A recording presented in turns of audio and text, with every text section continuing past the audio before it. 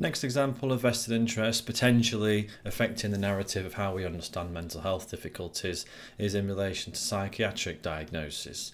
The veneer of scientific rigour, as I've put here, offered by psychiatric diagnosis and the power that many professionals gain from that veneer. We're going to talk a little bit about the process of being diagnosed here. We're mostly, though, later going to talk about the creation of these labels themselves and what scientific processes, if any, were involved in their creation. So in terms of actually being diagnosed, let's say you go to the GP, they refer you on to a psychiatrist and you end up getting a diagnosis.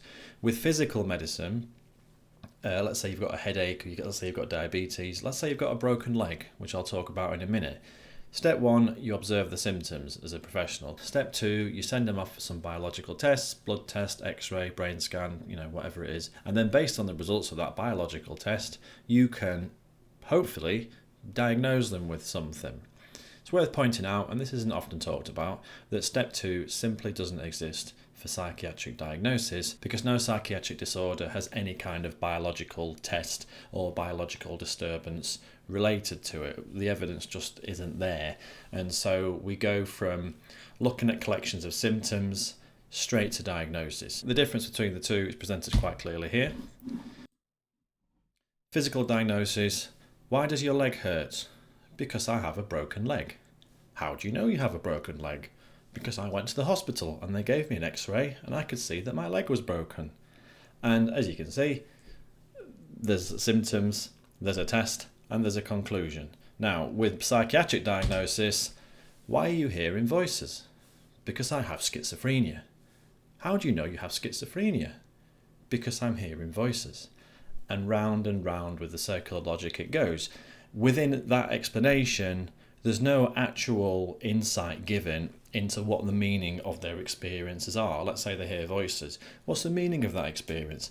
Oh, I have schizophrenia. They're placing a label on it rather than actually trying to explain anything. And personally, I see psychiatric labels as similar to dark matter or dark energy in the sciences. I'm not a physicist, but my understanding is our model of the universe, in order to make sense, needs to account for huge amounts of matter and huge amounts of energy, which we simply can't account for. So we've created these labels, basically placeholders, dark matter, dark energy, to give us something to go on just so our model makes sense. We don't know what the hell dark matter is, we don't know what the hell dark energy is, but they're placeholders to help us make sense of things. That's how I see diagnostic labels as well. I'm not categorically against labelling, but I think how it can be used can be quite problematic, which we'll get into. But it's not just the process of diagnosing people without biological markers. Obviously that's not very scientific, and that's not often talked about, the lack of science behind these kinds of things. I would argue, though, the labels themselves are questionable also, and they've been roundly criticised for lacking scientific basis in their creation. Lucy Johnston, a psychologist who's been quite outspoken about this kind of thing, she's kind of one of the leaders in the movement criticising it. She's put, in biblical times, people believed that madness was caused by evil spirits. No one could actually see them, but everyone was sure they were there. Diagnoses like schizophrenia are based on exactly the same logic. There are no bodily signs to confirm or disconfirm their presence, but we are convinced we'll find them someday.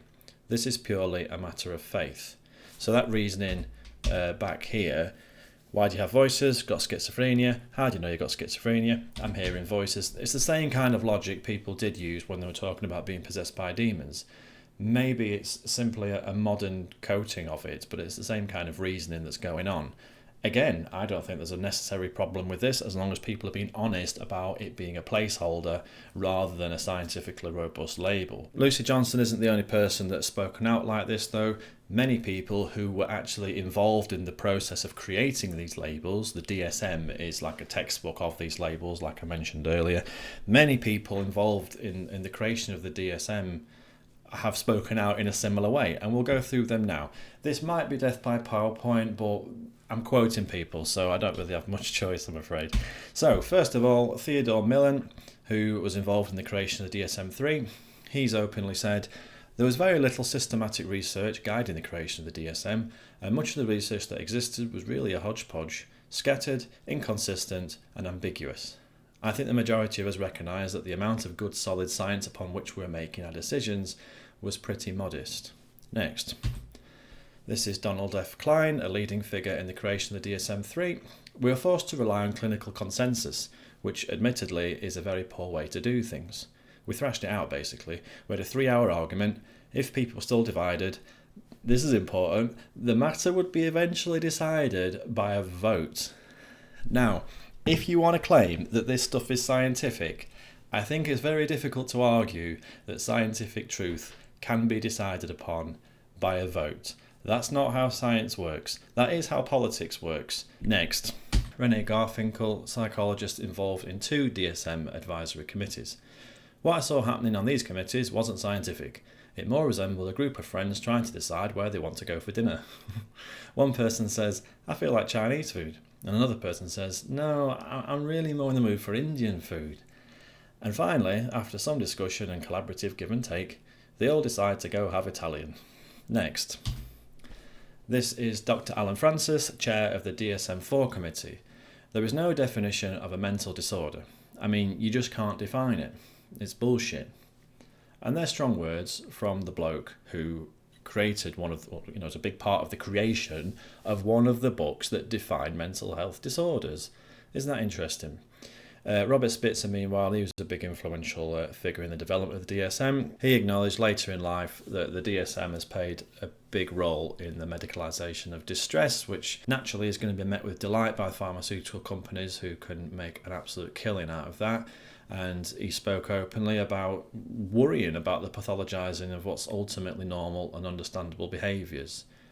Personally, and I guess I'll be open about this now, I personally am inclined to see a lot of mental health difficulties as ultimately understandable and somewhat logical reactions to the things that people go through. If we had a God-level understanding of everything people have been through, I think quite often the things they're experiencing can be seen as reasonable adaptations they've needed to make in order to increase their chances of survival. And that's whether it's turning the volume down on all of your feelings so that you're feeling numb and empty, whether it's turning the volume up in many ways and becoming hyper-vigilant of any potential danger around you at all times, whether it's removing your awareness from a particular situation because it is just too overwhelming. The downside to that is fragmenting your awareness into different pieces, so you might hear voices or you might have different dissociative states that you can go into sometimes with different levels of control. Exploring things in a way that offers the possibility of this kind of narrative being formulated can be really helpful and fruitful for people. I personally, as a person-centred therapist, I'm not inclined to be creating people's narratives and deciding why they're like that and so on. I offer them the space to explore. But I think however you do it, some way of engaging with someone struggling with their mental health on whatever level, in whatever way, whereby they can come to understand it in terms of adaptations of the things they've been through, can be really helpful. And yet none of that is implicit in any of this. Many psychiatrists do look at it, and I think social factors are considered a lot more nowadays by many people, but it's not implicit in the diagnosis itself, and I think that is incredibly problematic because it's got the potential to remove people from their ability to make sense of their own experience. They're waiting for a professional to come along and stamp them with a label, and that can be presented to them as though it's the beginning and the end of who they are. Again though, I'm not categorically against labels. I think they could be helpful as a placeholder. It can be comforting for someone to know in the midst of a mental health difficulty, mental health crisis maybe, that at least their experience is familiar enough to people that we've given it a name. That can be helpful. And so, and especially, if someone comes to me and says, oh, I'm this, I'm that, I'm X, Y, Z, if they find that helpful and that's how they see things, then I'm not in a position to be telling them otherwise. That's entirely valid. The person, the service user, the client, whatever word you have, is the arbiter of what they find helpful. And whether it's using a label or whether it's a more narrative approach, or maybe it's a mixture of the two, whatever, I think that's all fine. The issue here, like I've said, is that this could be presented as the beginning and end of it and the only way of looking at it. There's a certain authority, a certain power that is embedded in this by the veneer of scientific rigour that can result in people feeling disempowered to be able to find meaning in their own experience and yield their own internal ability to do that to a professional who is going to tell them what the problem is. I don't think that's ultimately empowering in the long run, and I think people should have a choice of how they come to understand things. There's quite a lot of evidence surmounting and growing as we go to suggest that mental health difficulties are often associated with things that we've been through. Bessel van der Kolk, psychiatrist and author of a pretty seminal book, The Body Keeps the Score, which most mental health professionals and a lot of the public are probably familiar with. It's where he talks about the role of trauma in the development of mental health difficulties. The body keeps the score is a reference to the idea that we often hold trauma physically in the body as well, whether it's like a tightness in the chest or whatever else. And he talks about the physical health difficulties that can result from trauma. This is a quote from him. He's quite critical of the DSM-5, well, the DSM in general, but especially the DSM-5. Despite the fact that we know the origin of many of the problems it identifies, the DSM-5 diagnoses describe surface phenomena that completely ignore the underlying issues. Even before the DSM-5 was released, the American Journal of Psychiatry published the results of validity tests of various new diagnoses, which indicated that the DSM largely lacks what in the world of science is known as reliability, the ability to produce consistent, replicable results. In other words, it lacks scientific validity. However, as he goes on to explain here, that didn't prevent the next version of the DSM from being published, from meeting its deadline and being sold to basically every lawyer, every health practitioner and lots of other professionals around America and around the world, yielding in lots and lots of profit, basically, because all the copies of the DSM-4 had to be replaced by the DSM-5. His suggestion here is maybe that's a possible reason why they push for another version of the DSM. And more broadly, maybe that's the reason some people are absolutely insisting on using these labels and wrenching people's mental health difficulties away from the circumstances of their actual life, because people have a lot of money to make out of it.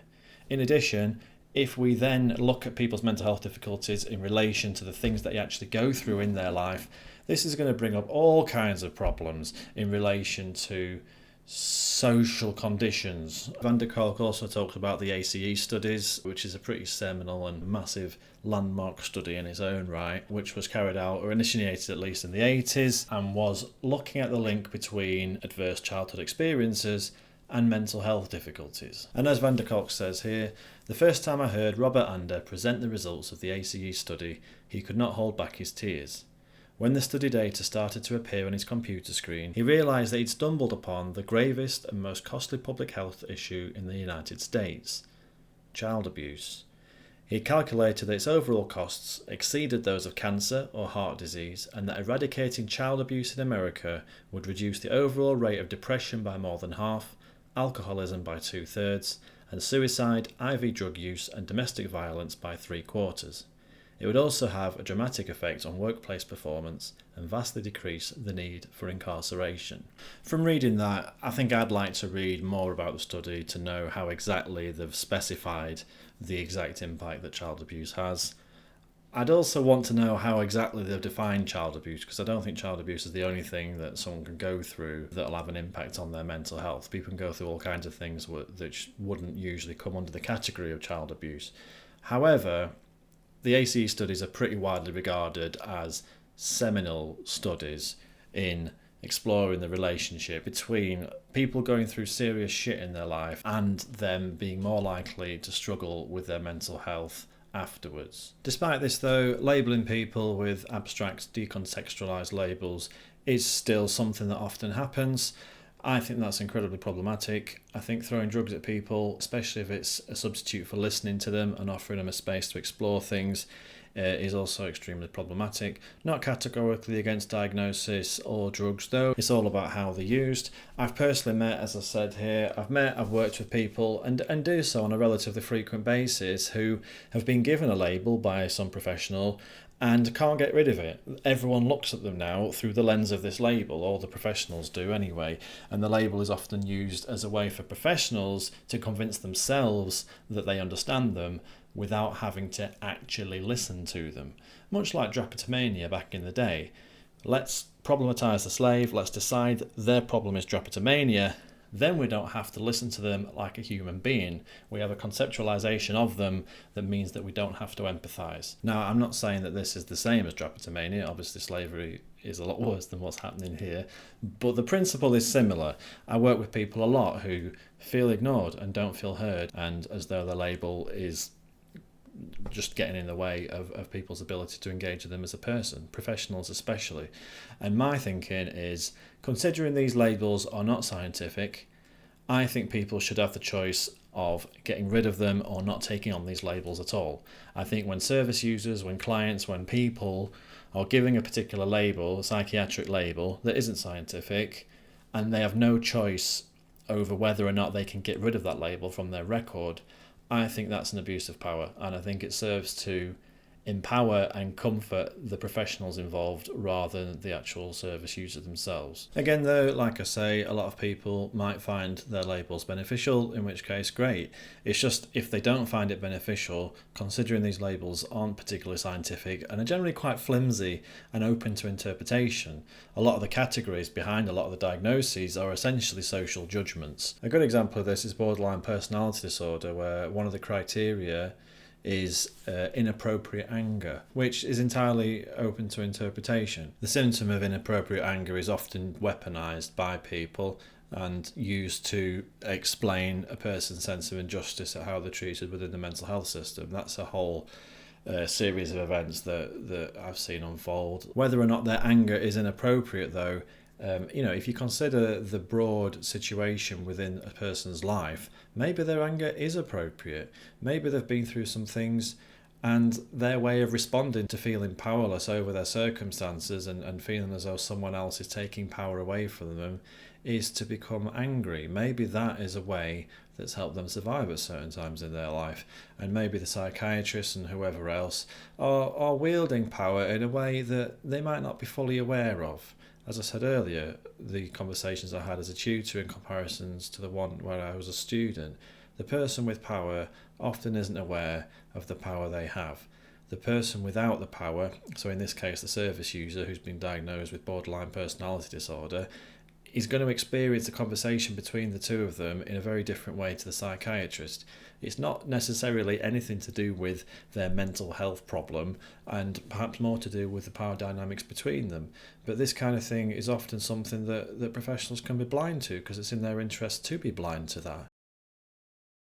So, final thoughts now. There's a massive vested interest, as I've explored, towards problematising the person and seeing people as broken or ill, rather than considering what we call mental health difficulties as ultimately perhaps rational and logical adaptations people have need to make to circumstances that are overwhelming or incredibly distressing to them. Doing that would involve having to listen to people, and if we start listening to people who are struggling with their mental health issues, that is on a systemic level, it's not going to be long until we start having to ask uncomfortable questions about poverty and funding support services, and potentially making all kinds of changes to society as a whole, because the implications will be huge. So yeah, there's a massive vested interest to look at it all in terms of decontextualised labels and ways in which people just randomly break for no reason. It may be biological sometimes, I don't know. Obviously I have a vested interest, and I should probably acknowledge this, towards looking at social explanations for mental health difficulties. Maybe, there is a biological component, and maybe that there is something to that. Time and time again though, the narrative side of things, people going through things and adapting accordingly, does seem to fit, and the fact that it's been ignored in psychiatry, at least in terms of the diagnosis, is quite telling to me. Anyway, thank you for making it this far. If you have done, I think there's a half decent chance I'm going to be talking to myself at this point, but whatever, I'm glad it's out there so I can point people at it. Thank you and enjoy your day. Oh, by the way, we better say goodbye. Bye-bye, everybody. Bye-bye, everybody. Bye-bye.